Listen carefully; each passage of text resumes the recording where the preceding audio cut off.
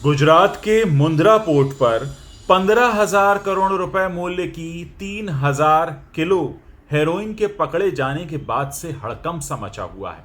इस मामले में एक कपल की गिरफ्तारी हुई है और कहा जाता है कि ये एक इंपोर्ट फर्म चलाते हैं।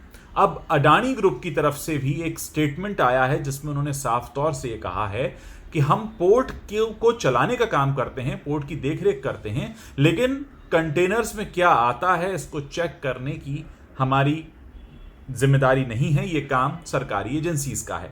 उन्होंने एग्जैक्टली क्या कहा है मैं आपको बताता हूं। इसमें कहा गया है कि the law empowers the government of India's competent authorities such as the customs and the DRI to open, examine and seize unlawful cargo. No port operator across the country can examine a container. Their role is limited to running the port. We sincerely hope that this statement will put to rest the motivated, malicious and false propaganda being run on social media against the Adani Group. अब बहुत सी बातें कही जा रही थी कल से अब तक कि ये पोर्ट अडानी की कंपनी देखती है, उन्होंने क्यों नहीं चेक किया। उन्होंने सीधे तौर पर कहा है कि ये जिम्मेदारी हमारी नहीं बनती है, ये जिम्मेदारी बनती है सरकारी एजेंसीज की, जिनको ये पूरा अधिकार है कि कंटेनर में क्या आ रहा है वो उसे खोलकर देख सकते हैं।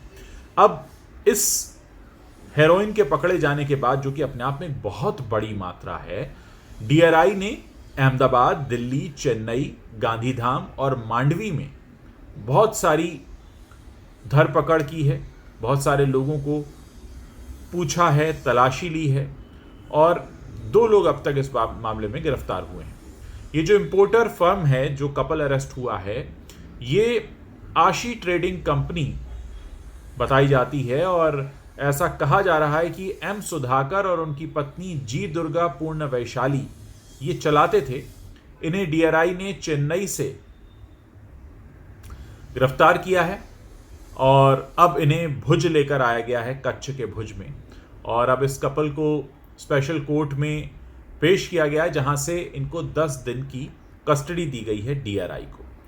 और इस बीच खबर यह भी आ रही है कि जो एनफोर्समेंट डायरेक्टरेट है उसने भी इस मामले में जांच शुरू कर दी है।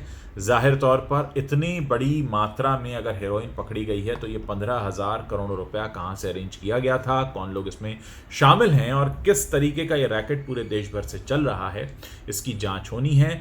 मैंने आपको जानकारी दी थी कि कंटेनर अफगानिस्तान से ईरान के रास्ते गुजरात के मुंद्रा पोर्ट पर आए हैं। अब देखना ये कि मामला किस तरह से आगे बढ़ता है, इस पर पूरे देश की नज़रें टिकी हुई हैं। सोशल मीडिया पर काफ़ी कुछ कहा और लिखा जा रहा है। इस खबर पर मेरी भी नज़र बनी रहेगी। बहुत सारे लोग आप में से मुझे भी मैसेज कर रहे थे कि इस बारे में हमने कोई बात नहीं की है। मैंने कल ही आपको इसकी सूचना दी थी, आज मैं आपको अपडेट दे रहा हूँ और इस पूरी खबर पर नज़र बनी हुई है।